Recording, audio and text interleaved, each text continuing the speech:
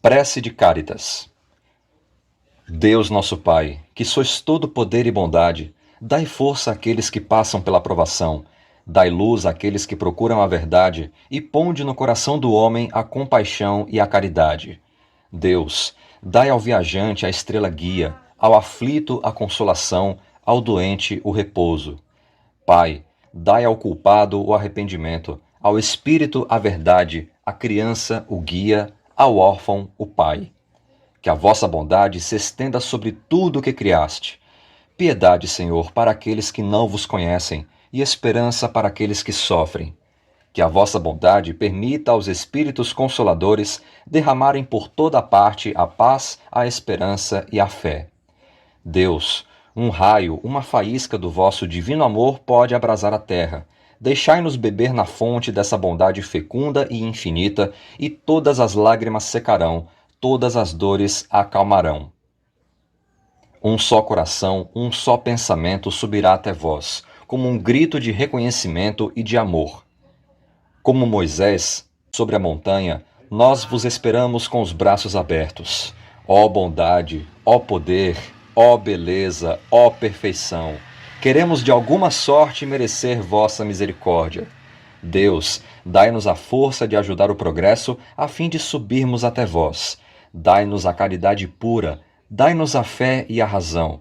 Dai-nos a simplicidade que fará de nossas almas o espelho onde refletirá um dia a vossa santíssima imagem. Comentando o prefácio do Evangelho segundo o Espiritismo. Em todas as épocas da humanidade, nunca o homem esteve só. Deus nunca, em nenhum momento, desistiu que evoluíssemos. O não nos perder de vista fez com que, de maneira organizada e cirurgicamente planejada, vários dos seus prepostos estivessem conosco em todas as épocas, objetivando o nosso melhoramento e, consequentemente, nossa evolução.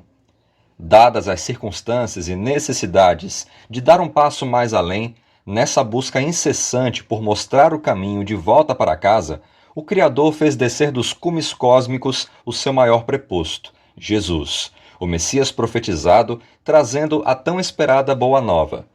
Junto com ele, milhares de tarefeiros para auxiliá-lo na sua grande missão. Outros, anteriormente, vieram como grandes pensadores, técnicos especialistas em gestão pública, governança, inventores dos mais variados segmentos, religiosos, líderes eloquentes, musicistas, físicos, entre tantos. Mas Jesus era a chave que se fazia necessária para abrir a porta que levaria a humanidade a um novo patamar evolutivo, pois quando da sua descida, consideramos como o marco inicial da transição planetária. A partir dele haveriam duas eras, o antes e o depois de Cristo, de tão grande e arrebatador que seria a sua chegada a este orbe. A essa época já se fazia o homem compreender certas coisas ditas por ele, bem como abriria novos rumos para uma maior compreensão, tirando o véu sobre alguns ditos mistérios, que o homem até então não tinha a mínima noção de compreensão, faltando-lhes a união dos entendimentos sobre segmentos necessários para que se formasse um conjunto de conhecimentos, onde seria assentada a base para um conhecimento mais profundo sobre as coisas do céu e da terra, e assim sendo, desmistificando os fatos não compreendidos, ditos milagres. Consta em João, capítulo 14, versículos de 16 a 28, abre aspas, "E eu pedirei ao Pai que vos envie outro Consolador, e este nunca vos abandonará. Ele é o Espírito Santo, o Espírito que conduz a toda a verdade." Fecha aspas.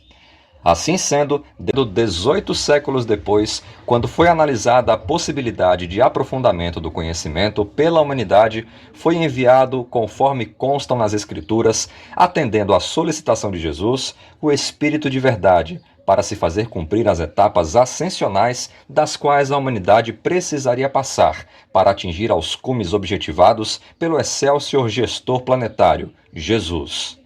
Foi assim que, em 1857, nascia, sob a autorização do Cristo, com a liderança iluminada do Espírito de Verdade e de Allan Kardec, o Consolador, cumprindo o que havia prometido quando da sua missão aqui conosco, para que a humanidade pudesse conhecer profundamente sobre filosofia, religião e ciência, tripé necessário para colocar base nos entendimentos e na compreensão do homem, fazendo-os quebrar os grilhões que os prendem às glebes materialistas, fazendo-o entender que se morre para a vida eterna, assim como o fez nosso Mestre Jesus há 2000 anos, mostrando que a vida é contínua e vivenciamos etapas.